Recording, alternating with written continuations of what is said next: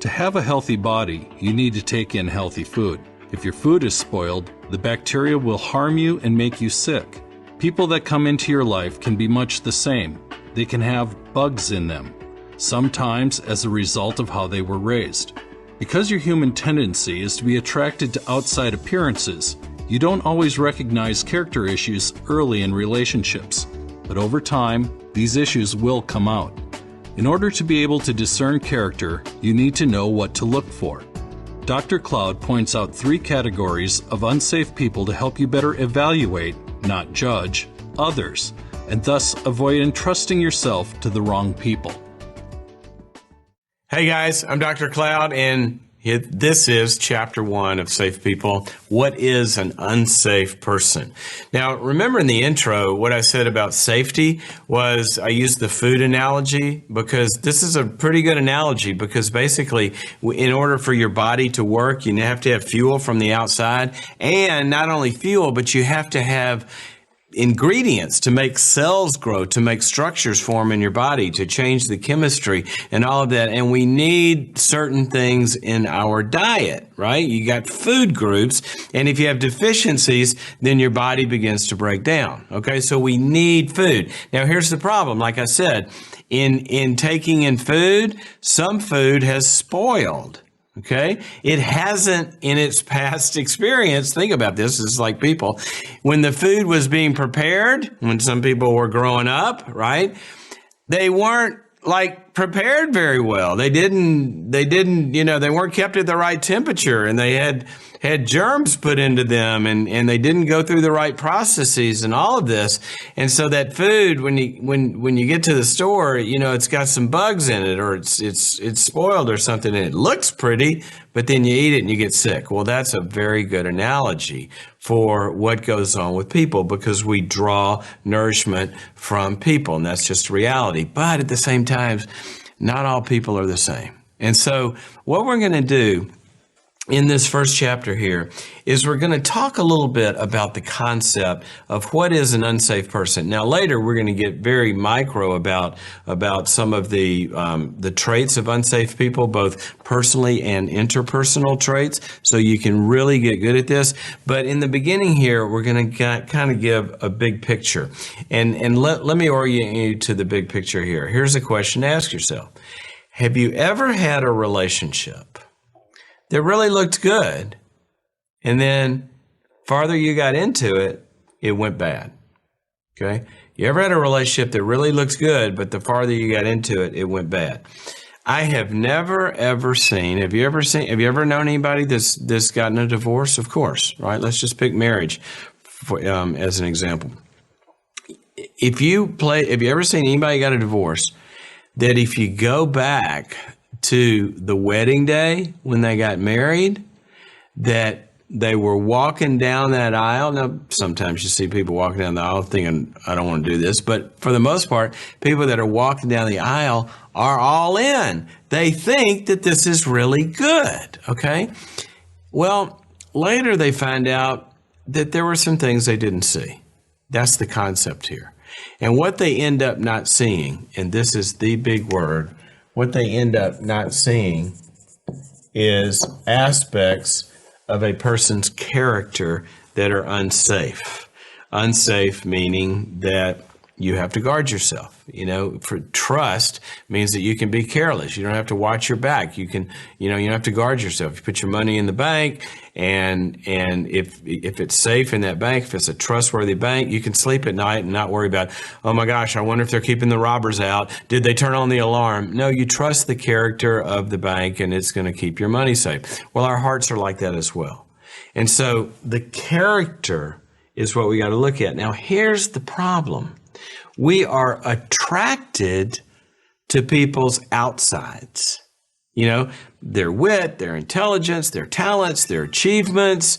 It can be physical beauty or charm, all of this stuff. Nothing wrong with any of that. Let's use the food analogy again.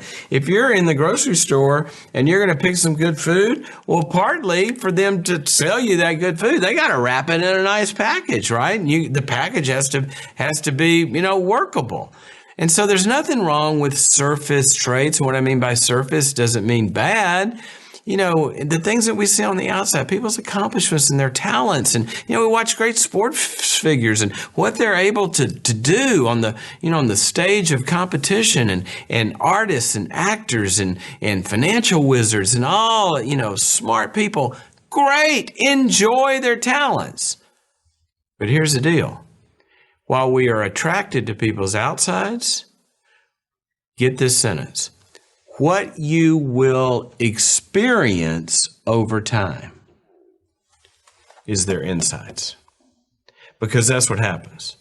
When a relationship occurs and you put time into the equation, what's inside of a person is going to come out. It's going to become outside. And so these traits of their heart, their mind, their soul, and their passions, their strengths. Okay, what's in their heart. If there's love in their heart, over time, you're going to feel more love because that love is just going to continue to come out. But if there's negativity in their heart, or anger, or hatred, or envy, or judgment, or bitterness, or things like that, unresolved stuff that they've never cleaned out, right? That's going to come out over time.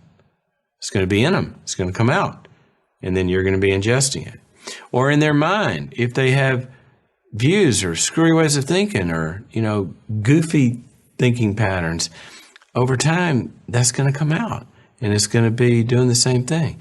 So here's the deal. What we want to be able to do in relationships is discern character. We're going to turn you a little bit into radiologists here. You know, you go to the radiologist and they look at the x-rays. Because, you know, how's my arm look? Well, it looks okay until you look at the x-ray and you got a bone spur in there or something that, you know, torn cartilage or something. They do the MRI and they can look inside. Well, that's not as hard as you think. You know, psychologists, for example, do this all the time. When you hear certain things, you see certain things, that's a clue that, you know, there's some stuff going on inside. Well, we're going to help you to do that, because if you go to the book of Proverbs, for example, or all the way through the New Testament, there's example after example that what's important is what's in the heart of a person, and that you can see it in certain kinds of behavior. And so that's where we are going to be headed with this. I remember one time I was speaking to a bunch of college students at a Christian college about dating, and asked them, so what kind of person do you guys want to marry? And they were saying, well, I want somebody that's got a good career and ambitious, and I want somebody that's really spiritual and loves God, and I want somebody that is, you know, knows the Bible, and they're all this great stuff. I said, those are fantastic things. Somebody that's fun, somebody that's smart, those are great things, okay? But I'm going to tell you something, guys. When I did a lot of marriage counseling, I never had a couple walk into my office and say that they were splitting up because that person didn't know enough Bible verses, or because they didn't like that person's job, or because they weren't funny enough, or because they were stupid. That's not what you hear. You hear people splitting up because of stuff in here. And they say things like, I feel alone when I'm with them, or I feel controlled. I don't feel free. I feel put down. I feel criticized. I feel these barbs of anger come at me. I feel like he or she's always on my case. See, it's all of this stuff, and we're going to help you to begin to see what this stuff is so you can enjoy all that outside good stuff, because you're going to learn to align it with people you hire, people you fall in love with, people you're friends with, people you worship God with, people that you do business deals with. We want you to have good outsides and good insides, so there's an integrity where the outside and the inside come together. And this stuff, you know, it's really not that easy to see, but it's not hard to see either when you know what you are looking for. Because sometimes, you know, we just get confused, as we'll see, because of our own issues. So what do these look like? Well, I'm going to start in this first section, as we do in the book. You know, we're going to go into great detail in a lot of this stuff, but I'm going to give you three big categories to introduce you to kind of this way of thinking about what is it that is inside of a person that we end up experiencing on the outside. And I'm going to give you three big categories. The first one is Unsafe people, what does it look like? Well, one big category of unsafe people is at the essence of what a relationship is about. A relationship is about connection, right? Relationships about a connection. And one of the big traits of unsafe people is that unsafe people, category one, is abandoners. That unsafe people are people that you feel connected to and then here today, gone tomorrow. Now, abandoners can physically reject you or physically leave you, or they can physically be there, but they're abandoning in the heart. And so what an abandoner is, in this first basic trait that we want you to look at, is the pattern of where you feel connected and then you don't.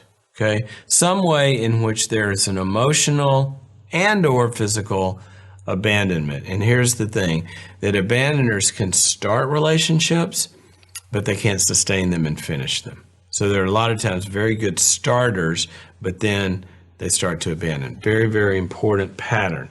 Number two are the critics.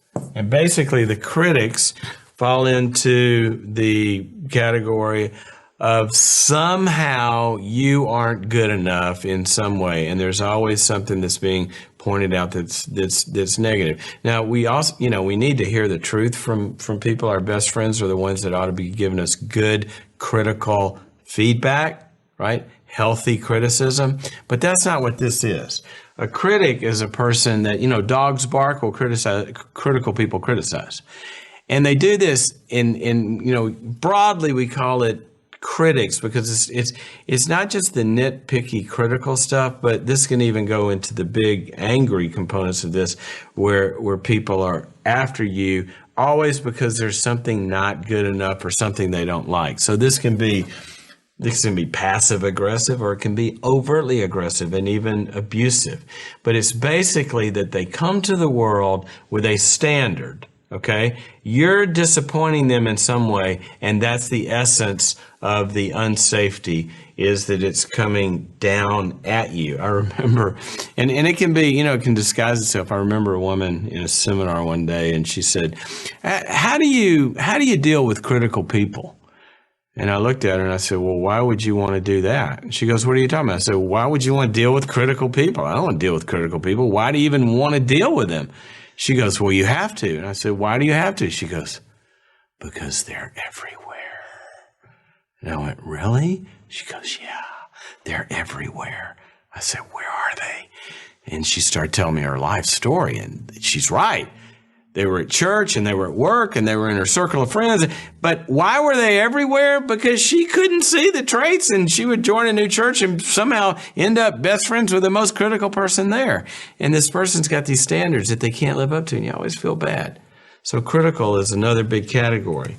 And then the third big category, and obviously we're going to talk about a lot more than these, but we're intro, first chapter here, getting to the big categories. Want you just to be able to see these patterns, are the irresponsibles. The irresponsibles are people that don't take responsibility for their lives, and that ends up falling in your yard. You do stuff for them, right? And you got to take care of stuff for them. They ought to be taken care of for themselves. You pick up after them, do their work for them at the job, cover for them, trying to figure out the deadlines that they're always, behind on and rushing, and the homework the night before, or the work projects, or, didn't pay the bill, and you're driving 100 miles an hour and try to pay it before the credit card gets shut down or the lights go off, and there's 8,000 different versions of this. There's always more months than there is money, and they're coming to you, and you're always bailing them out. Responsibility. Okay.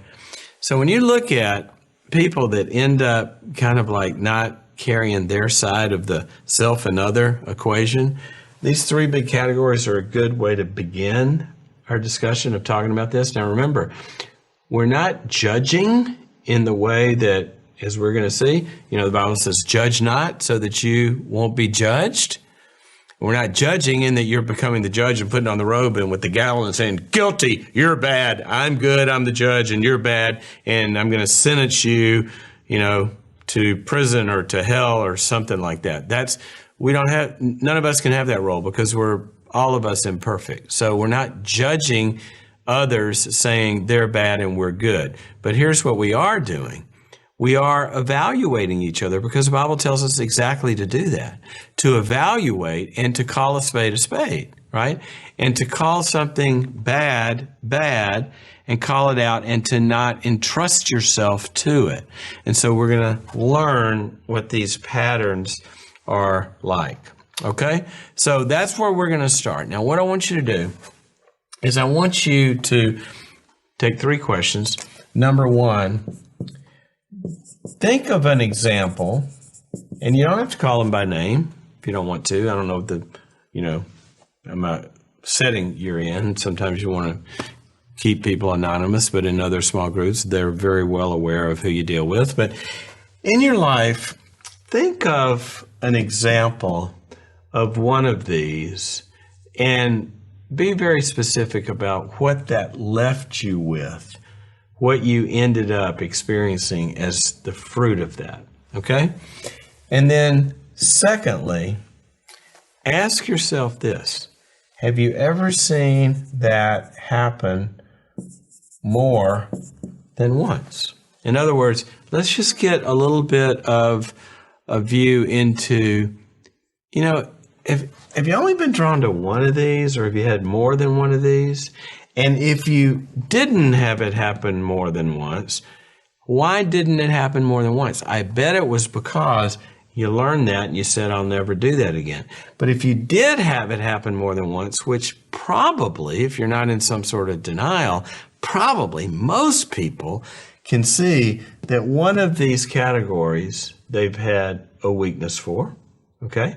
One of these categories they, haven't seen before, and that, or couldn't see, when it was coming.